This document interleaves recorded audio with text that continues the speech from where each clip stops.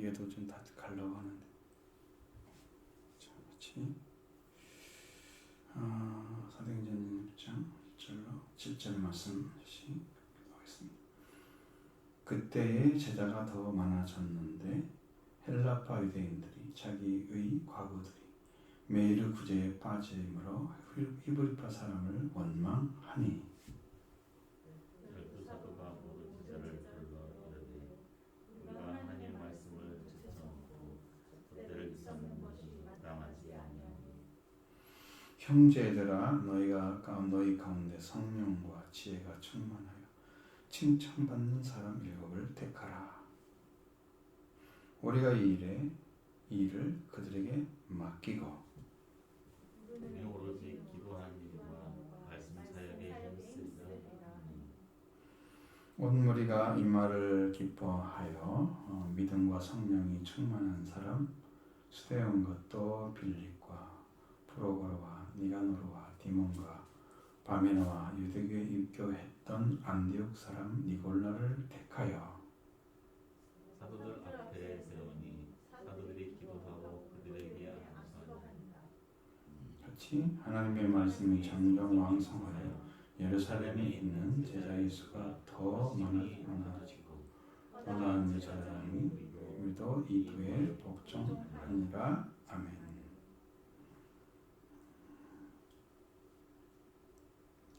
아무래도 이제 이 제자의 수가 많아지게 되면 그리고 과거에 쭉 계속해서 시작할 때부터 자기의 재산 소유를 자기 것이 하지 않고 다 공유했던 그 삶을 쭉 살아왔었잖아요. 근데 그런 것을 계속 하다 보니까 성도들은 이게 신도의 수가 많아지고 일은 늘어나는데 그것을 정확하게 분배하는 방식이 또 있어야잖아요. 그러니까 사람이 많아지면 시스템이 생겨버린다. 시스템이 생기면 거기에 정확하게 돌아가는 시스템으로 완전히 바꿔놓지 않으면 그 시스템에 의해서 또 불협화음이 나온단 말이죠. 이런 일들을 어떻게 잘 조율해서 나가느냐, 이 삶이 매우 중요한 거죠. 여기 지금 나타나고 있는 그 문제점이 히브리파 사람들은 과부들은 잘 매일 이게 구제가 이루어지고 봉사가 이루어지고 섬김이 되는데 헬라파 과부들은 안 되고 있단 말이에요. 그는 너무 왜 파별로 자기들끼리 자기 민족끼리 그들은 돕고 이쪽은 안 돕고 이런 일이 벌어진다면 이게 틀림없이 세상의 사람들과 똑같죠. 우리가 아무리 예수를 믿어도 전라도 경상도 다르고 하는 짓이 보수가 다르고 진보가 다르고 또 색깔을 다 입혀놓잖아요. 성경이 말하고 있는 것들은 진보 고보수 그런 게 아니에요.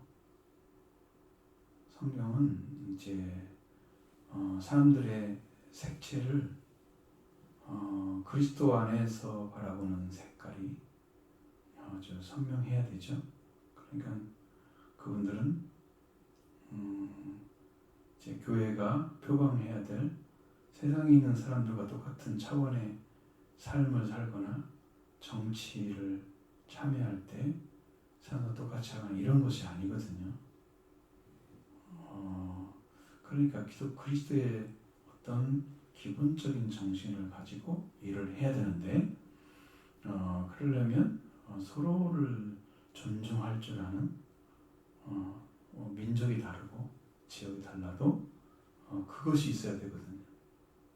근데 그런 것이 아니고 너희가 다스리지 않으면 우리가 다스려야 돼. 이게 지역주의가 돼서 사람들을 다루잖아요. 지금 이런 문제 우리나라의 민족도 그걸로 갈라져 가지고 색채를 너무 진하게 입혀서 지금은 완전히 갈라진 것처럼 생각하는 사람도 있고 젊은이들도 안 그렇더라고요. 되게 젊은이들 쪽에서는 약간 진보 쪽으로 많이 가는 스타일이 많고 보수도 되게 있긴 하지만 중도를 많이 걷는 사람도 있고 이제 그러지. 보수가 지나가는 뭐 그런 건 아닌 것 같은데 어쨌든 우리는 이 색깔을 입으면 안 돼. 민족주의 색깔을 입으면 안 되는데 여기는 지금 헬라파 사람들하고 딱 나눠지잖아요. 히브리파 사람들 나눠지잖아요. 색깔을 입혔죠. 이런 문제가 생기면 안 된다는 거죠. 교회 안에서. 그러니까 이 문제를 해결해야 된다는 거. 이게 이제 전제하는 거지. 제자가 더 많아졌는데 이런 문제 생기잖아요. 사람들이 적을 때는 그냥 분배가 되기 전에 말 것도 없이 그냥 착착 되는데 이 많아지니까 이런 문제가 생기는 거예요.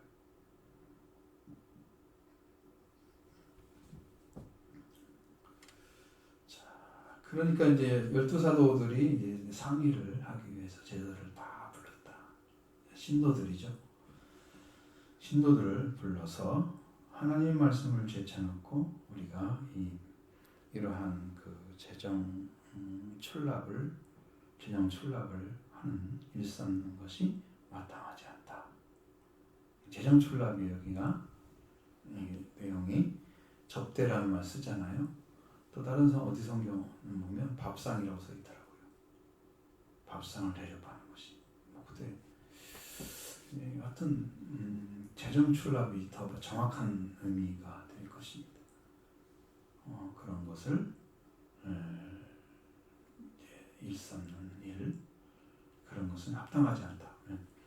사도를 세운 것이 사람들에게 무슨 재정을 만들어가지고 나눠주는 자리로 세운 게 아니잖아요. 그들이 해야 될 일은 하나님의 말씀을 선포하는 일이죠. 말씀을 통해서 부흥이 오게 하는 일이죠. 말씀이 흥황해서 사람들이 이 말씀에 들어오게 하는 일이죠. 성령이 충만하니까 권능이 임해서 그런 일들이 일어나고 있었잖아요. 당연히 그 일을 해야 되는 거지. 그 일을 위해서 세움받은 사람들이 재정 출납을 해가서 막 그 사람 누구한테 전달하나 고민하고 이거다가 말씀 선포는 언제 하겠어요? 이건 자기들이 세운 목적이 아니야. 그러니까 지역에 흩어져 있는 사람들이 많아지면 예루살렘 교회는 완전히 이제 흩어지는 교회가 되겠죠. 그러면 이런 문제도 자연히 사라지죠. 누구를 도와주고 안 도와주고 이런 일이 생기지 않겠잖아요. 그때 지금같이 이런 상황이 되었을 경우에는 그런 일들이 사도들 앞에 딱 왔을 때 그 문제를 해결해야만 되는 이런 일로 이제 다가온 거예요. 하나님의 말씀을 제쳐놓고 안 되죠.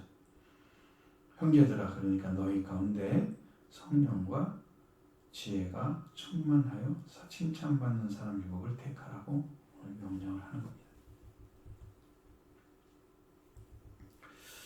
일을 하려고 하면 가장 중요한 일은 교회에서 우리는 이제 기본적으로 이걸 집사라고 얘기하지만 여기는 집사란 말 쓰지 않았어요.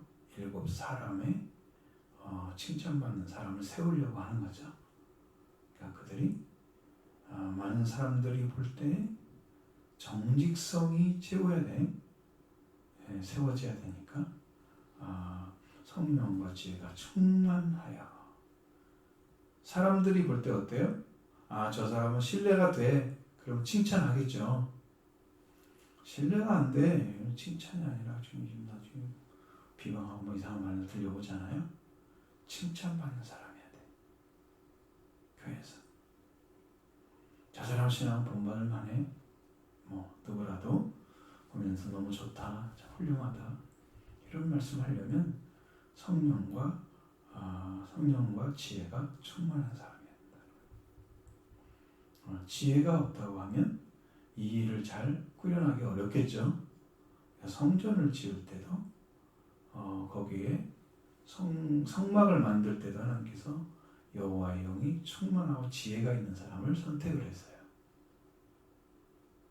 구약에서. 그럼 교회가 이끌어지려면 성령이 충만하고 지혜 있는 사람이 필요해요.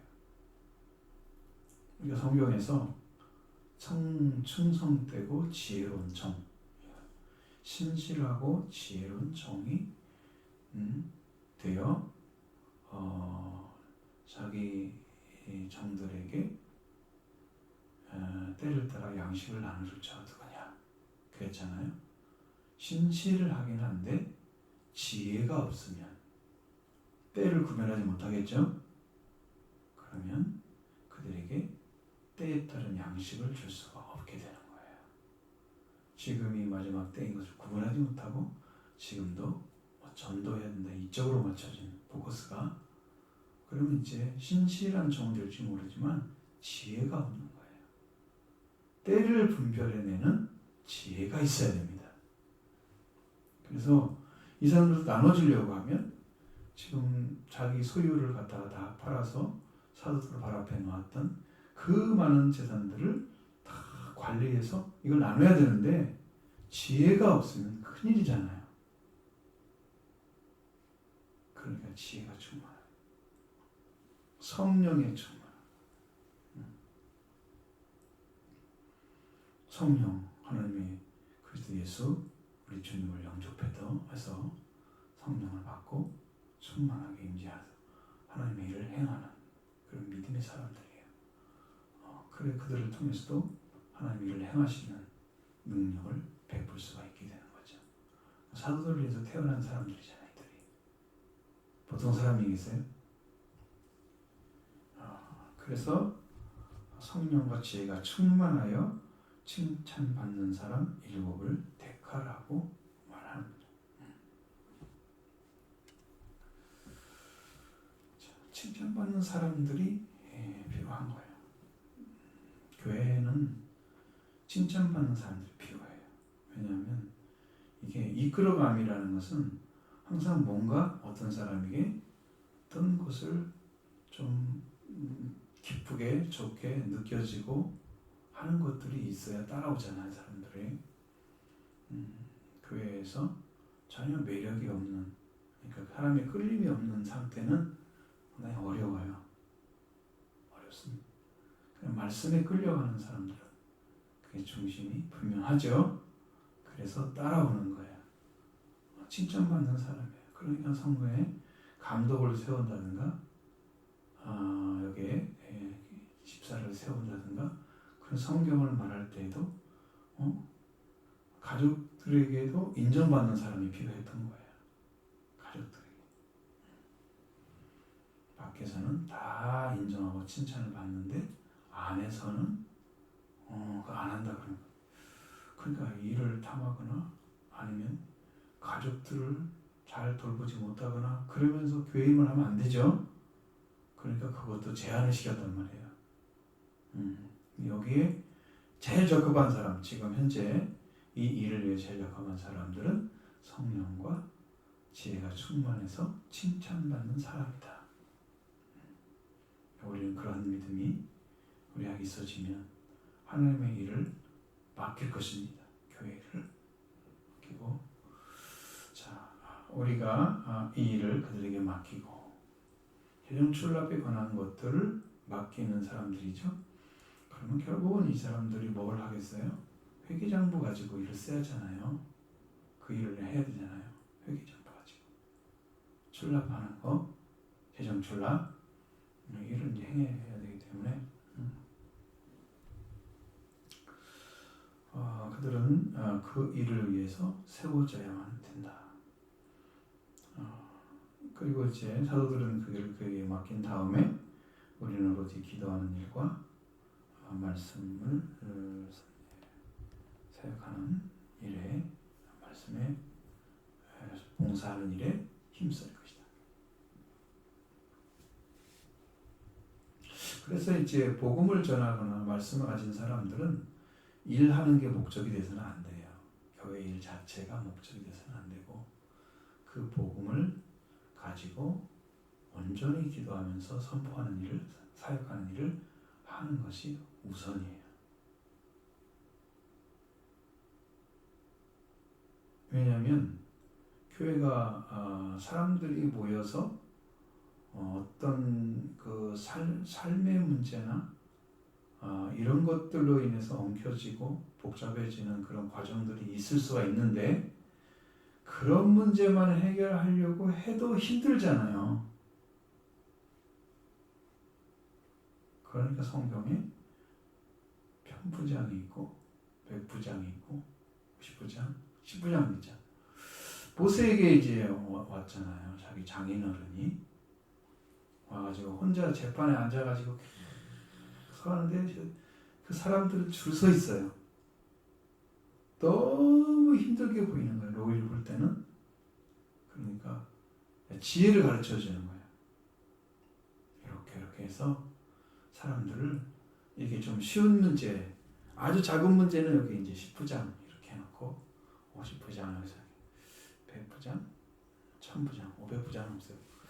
그래서 그렇게 해서 그 사람들이 해결하고 마지막 안 되는 것만 네가 하라.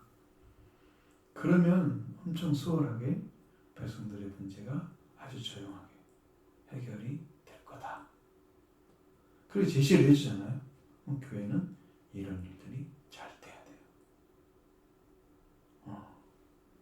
성도들이 많아지면 여기 이제 교구가 만들어지고 그럼 장로님들이 교구장 할 수 있지만 대개 이제 구역 잡을 때는 교구장에는 부목사들이 세워지고 교구에서 이제 구역의 장들은 되게 장로님이나 권사님들이 세워지고 이렇게 해서 이제 하나하나 이렇게 그 문제들을 가지고 서로 기도하고 이렇게 하면서 영화되고 성도들이 하나 되는 관계를 만들어가는 그런 역할을 하잖아요. 그런 일이 필요한 거죠. 복음을 가진 분들은 기도하고 그 다음에 말씀을 전하는 일을 최우선으로 해야 된다. 그거예요.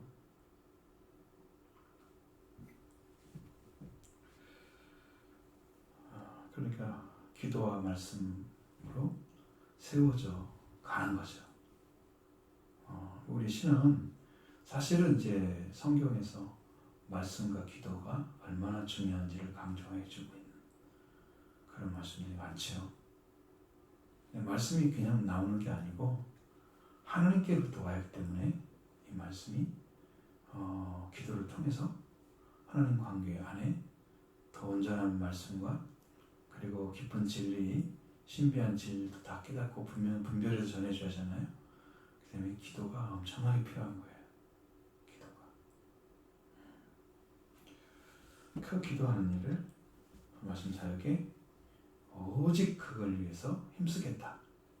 그게 중요한 일이다. 그래서 그 복음이 전해져서 많은 사람들이 왔을 때 이 말씀이 은혜 충만해서 사람들을 하나님 앞에 무릎 꿇게 해서 보다 복전하고 서로를 돕는 그러한 돌보는 사람들로 변화시켜야죠.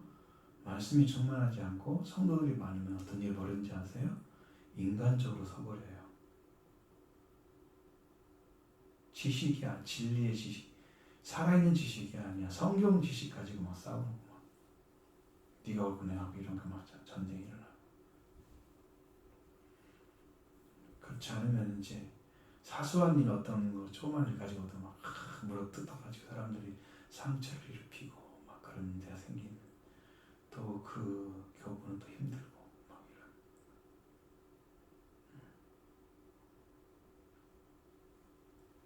이런. 말씀이 충만해서 이게 다 전했을 때 은혜 받은 사람들은 다 순종적으로 하나님께 순종하는 사람으로 바뀌어지잖아요. 심성이.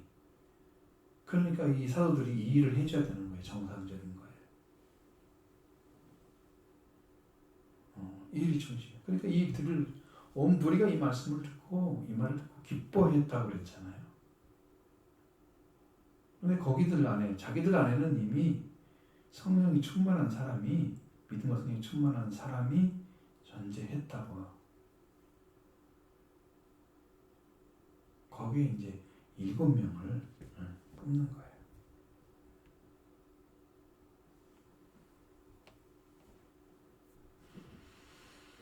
그래서 이제 스테반, 빌립 이 다 집사들이죠. 그리고 빌립은 나중에 나오는데 이 빌립은 복음 전하는 척 잘하는 복음 전하는 자. 어제 이 에베소서 4장 11절에 어떤 사람은 사도로, 어떤 사람은 선지자로, 어떤 사람은 복음 전하는 자, 목사와 교사로 세우셨으니, 그렇죠? 그게 세워지는 사람들 중에 집사가 마지막인데 여기 세워지는 사람들이죠. 근데 나중에 복음 전하러 나가요. 빌립이. 스데반은 말할 것도 없죠. 순교를 당하죠. 그러니까 이 사람들은 복음을 전할 정도로 충만했던 사람이에요. 믿음, 성령과 믿음이. 그런 분들을 선택을 한 거예요. 유명한 사람들이 스데반과 빌립밖에 없어요.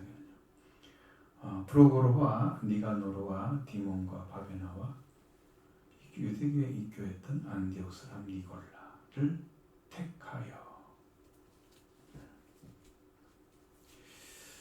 그러니까 여기에 지금 여기 나오는 사람 중에 니골라라는 사람이 나오잖아요.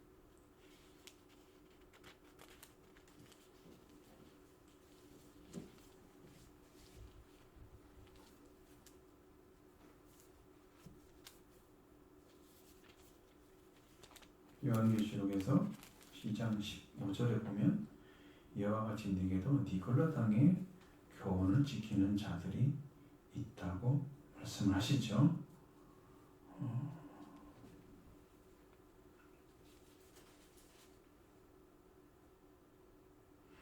이제 여기 이제 이렇게 정의를 합니다. 뭐냐면 기독교 신앙의 자유를 율법주의와 기독교의 도덕주의 위에 놓고 도덕 폐기론을 주장하며 방종과 음행에 빠진 이단 집단이 니골라당이에요.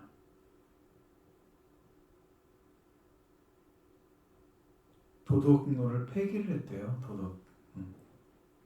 네. 신앙의 자유와 율법주의와 신앙의 자유를 율법주의와 기독교의 도덕 위에 놓았다 그랬어요.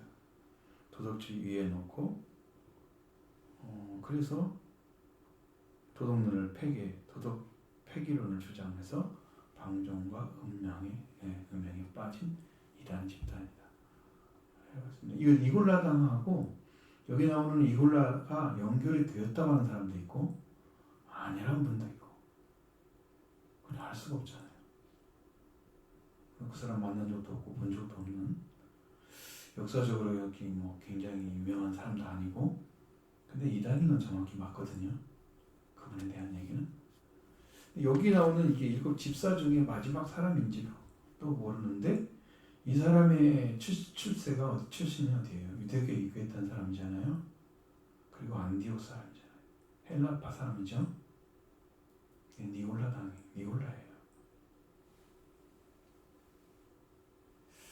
그러니까 여러분 이 성경 안에서 보면 저주의 문제나 죽음의 문제로 가는 사람들이 있어요. 가룟 유다도 예수를 팔자더라. 이미 나오죠. 이게 마지막 사람이 꼭 문제가 있어요.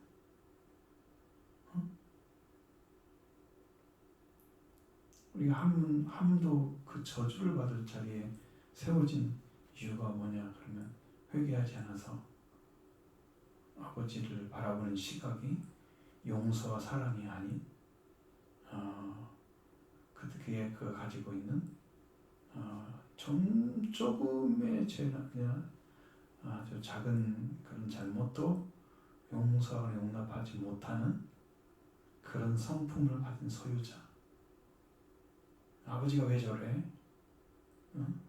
우리를 홍수에서 구원하신 분이 왜 그래?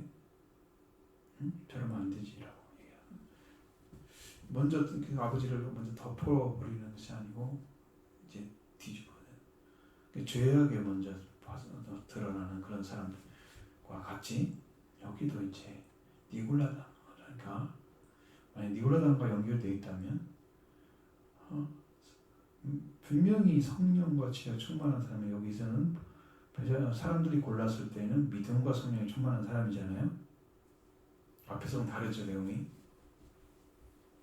근데 그런 사람 앞에 섰습니다. 그래서 사도들을 이렇게 앞에 세우니까 사도들이 그래서 기도하고 그들에게 안수하니라. 세워졌죠? 안수가 최후의 방식이에요. 그래서 이제 목사도 안수를 받아야 돼요. 목사 안수를 받은 자들로부터 전도사로서 있다가 목사의 안수를 받아요. 그것이 이제 목사가 되는 첫 경이죠. 마지막 관문이죠. 와 같이 안수를 해준단 말이에요. 이것은 하나님으로부터 임명된 자인 것을 공식적으로 드러내는 방식이에요. 목회자도 목사도 분명히 노예 회의석상에서 통과가 돼서 그들을 예배를 목사 안수 예식을 한단 말이에요. 그 예배를 통해서 안수식이 있는데 안수를 통과한 사람만 이제 목사가 되는 거예요. 거기에 올라가기까지 목숨이 왔다 갔다 해. 왜? 떨어질 수도 있거든요. 그게 드물지만. 이 나쁜 사람들은 다 통과를 해서 사도들 앞에 세워지고 사도들은 그들에게 안수하고 그래서 7 사람이 세워진 거예요.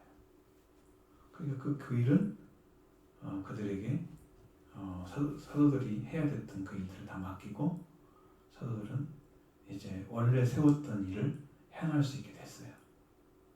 교회는 그렇게 분리를 시켜줘야 돼요. 그리고 하나님의 말씀이 점점 왕성하여 제자의 수가 심히 많아 예루살렘에 있는 제자의 수가 심히 많아지고 허다한 제사장의 무리도 이도에 복종했다. 이렇게 기록해주고 있습니다.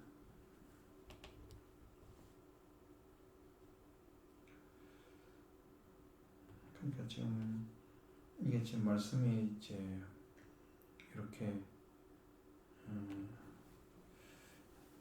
계속 나타나고 있는 이 집단들. 근데 이제 그 당시에 제가 언젠가 이렇게 보니까 제사장의 수가 지금 제대로 제사를 드릴 수가 없었잖아요. 그렇기 때문에 어마어마하게 숫자가 많았어요. 그 제사장들은 그 제대로 제사를 못 드리고 거기 나오는 제물을 통해서 드려지는 그런 것들이 그에게 제공되지 않으니까 엄청 힘들게 살았던 집단들이에요. 제사장들이. 이들이 이제는 이 말씀이 퍼지니까 그들도 이 복음 안으로 쑥 들어버린 거예요. 말씀 안으로. 그렇게 해서 제사장들까지 다 들어온 거예요.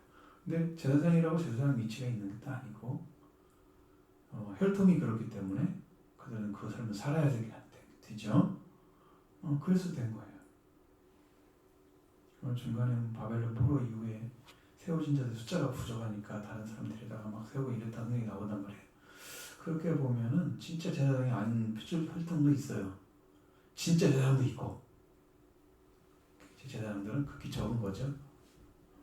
그렇게 돼서 말씀 앞에 이 도에 이 믿음에 복종했다.